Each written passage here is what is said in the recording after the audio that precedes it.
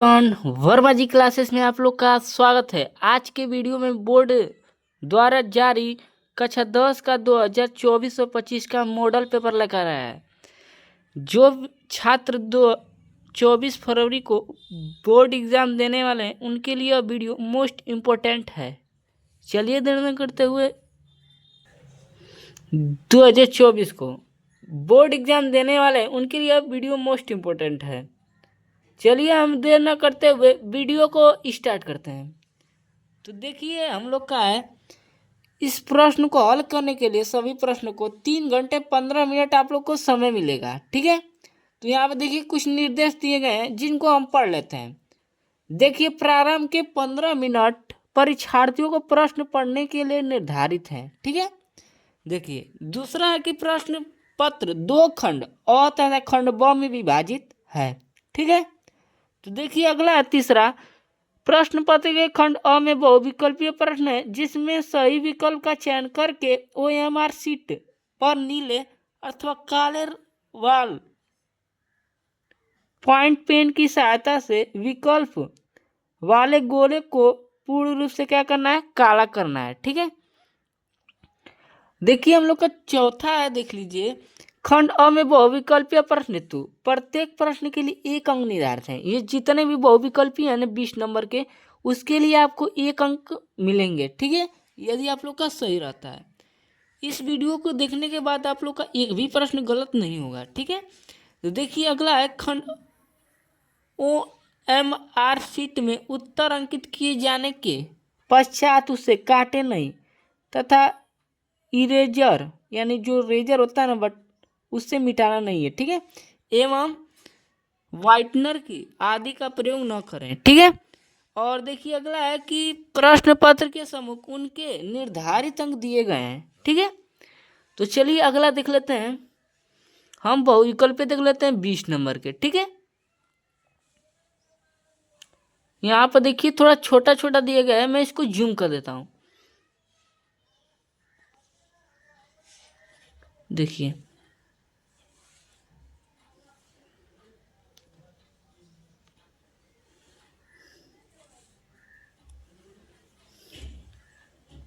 देख लीजिए हम लोग का है फर्स्ट जो क्वेश्चन है, देखिए बाबू गुलाब राय किस युग के लेखक हैं। तो जो बाबू गुलाब राय है ना वह किस युग के लेखक हैं, तो आप लोग का सही आंसर हो जाएगा शुक्ल युग के लेखक हैं। किस युग के लेखक हैं, शुक्ल युग के लेखक हैं। ठीक है, तो देखिए दूसरा प्रश्न है कि चिंतामणि किस विधा की रचना है।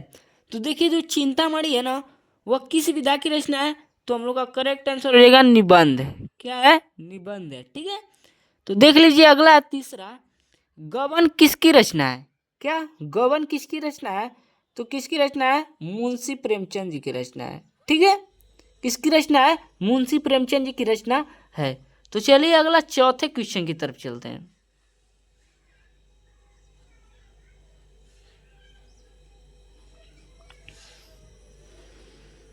अगला है कि शुक्ल युग की समय अवधि है। तो देखिए जो शुक्ल युग है ना उसकी समय 1919 से लेकर 1938 ईस्वी तक का है। ठीक है, अगला हम लोग का है नीर का निर्माण किस विधा की रचना है। तो जो नीड का निर्माण है ना वह आत्मकथा विधा की रचना है। ठीक है, तो देखिए चौथा है प्रिय प्रवास किस युग की रचना है। तो देखिए जो प्रिय प्रवास है ना, तो देखिए यानी जो प्रिय प्रवास है ना, देखिए जो प्रिय प्रवास है वह त्रिवेदी युग की रचना है। किस युग की रचना है, त्रिवेदी युग की। ठीक है, तो देखिए अगला है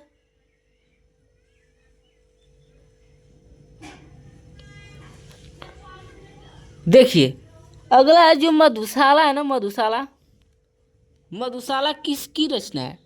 जो मधुशाला है ना वो हरिवंश नारायण बच्चन की रचना है। ठीक है, तो देखिए अगला है भारत भारती किसकी रचना है। तो जो भारत भारती है ना वह किसकी रचना है, तो देखिए जो भारत भारती है ना वो मैथिली शरण गुप्त की रचना है। ठीक है, तो चलिए 9वें क्वेश्चन की तरफ चलते हैं।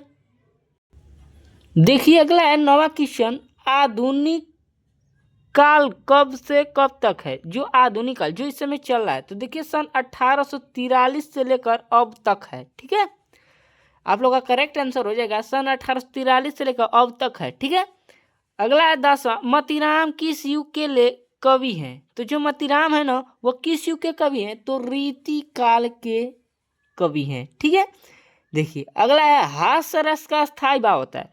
तो देखिए जो हास्य रस का स्थायी भाव होता है ना, हास होता है, क्या होता है, हास। ठीक है, तो चलिए अगला चलते हैं।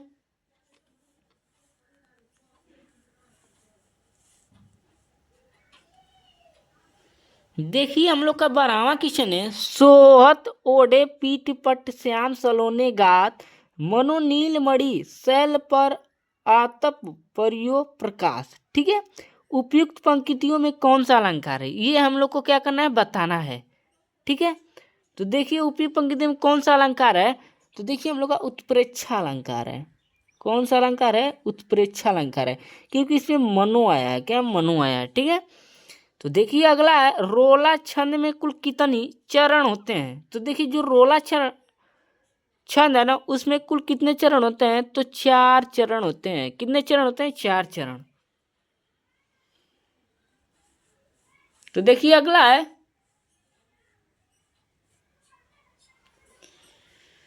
देखिए आकर्षण शब्द में किस उपसर्ग का प्रयोग किया गया है। देखिए जब इसका खंड करेंगे तो आदन कर्षण हो जाएगा, तो क्या हो जाएगा, आकर्षण हो जाएगा। तो देखिए इसमें किसका उपयोग किया गया है, आ उपसर्ग का उपयोग किया गया है। ठीक है, यानी करेक्ट आंसर डी हो जाएगा। ठीक है, तो देख लीजिए अगला 15, रचना के आधार पर वाक्य के कितने भेद होते हैं। तो देखिए जो रचना के आधार पर वाक्य के 3 भेद होते हैं। ठीक है, कितने भेद होते हैं, 3 भेद होते हैं। तो देखिए अगला है पीताम्बर में कौन सा समास है, पीताम्बर में कौन सा समास है। तो देखिए जो पीताम्बर में है ना उसमें बहुव्रीहि समास है। कौन सा समास है, बहुव्रीहि समास है। ठीक है,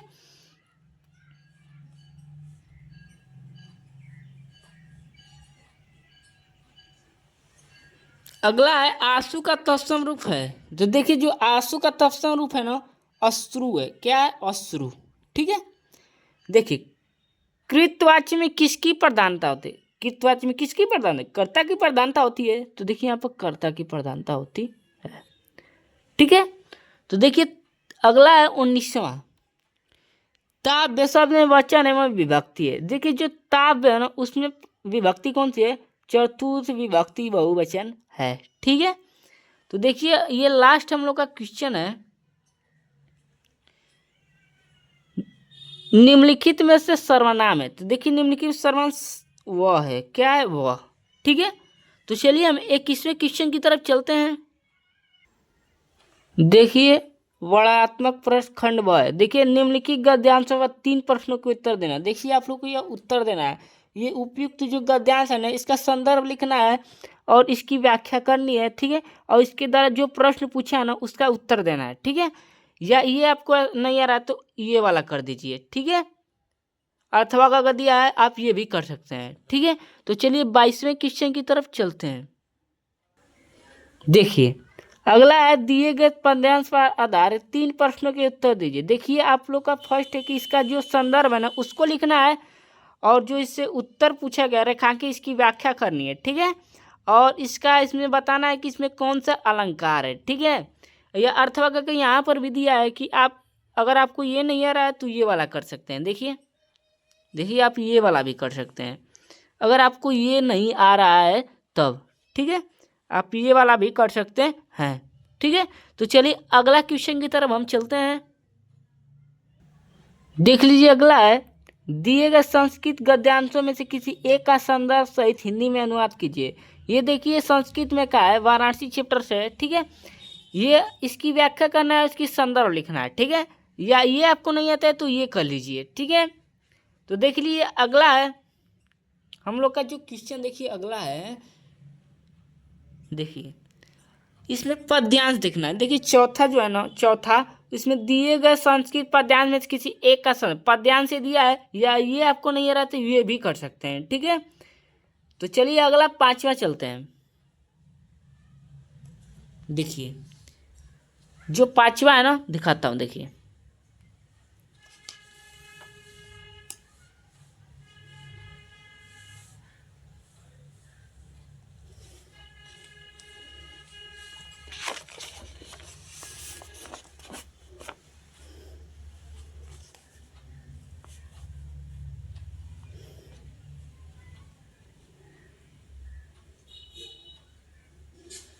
देखिए अगला है,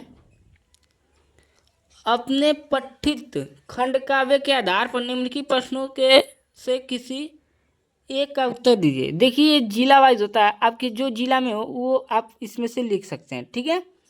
तो चलिए अगला देख लेते हैं।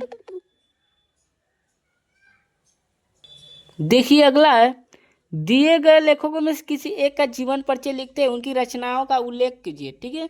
तो देखिए अगला है डॉक्टर राजेंद्र प्रसाद का, आप लोग को जीवन परिचय याद ही होगा, ठीक है। जयशंकर प्रसाद का, आचार्य रामचंद्र शुक्ल का, ठीक है। तो चलिए अगले क्वेश्चन की तरफ चलते हैं।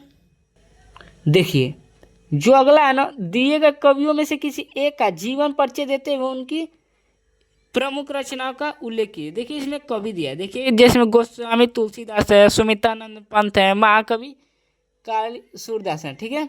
तो देखिए सातवां क्वेश्चन है, अपनी पाठ्य पुस्तक से कंठस्थ यानी कोई जो आपको श्लोक याद है ना उसको लिख सकते हैं, ठीक है।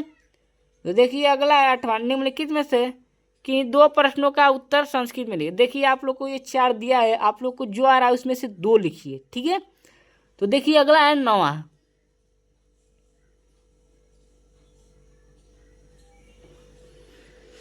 निम्नलिखित में से किसी एक विषय पर निबंध है। देखिए निबंध लिखना है, पर्यावरण संरक्षण के उपाय, आतंकवाद कारण एवं निवारण, जनसंख्या लाभ और हानि, नारी शक्तिकरण, ये भी सभी आपको लिखना है, ठीक है। इसमें से कोई एक लिखना है, ठीक है। तो देख लीजिए अगला 10वां, अपनी विशेष रुचियों का उल्लेख करते हुए अपने मित्र को एक पत्र लिखिए। देखिए प्रार्थना पत्र लिखना है, ठीक है। देखिए अपने मित्र को लिखना है, इसमें से अगर आपको ये नहीं आ रहा तो इसको भी लिख सकते हैं। तो देखिए वीडियो जो पसंद आई है ना, तो वीडियो को लाइक कर दीजिए, सब्सक्राइब कर दीजिए। तब तक के लिए धन्यवाद।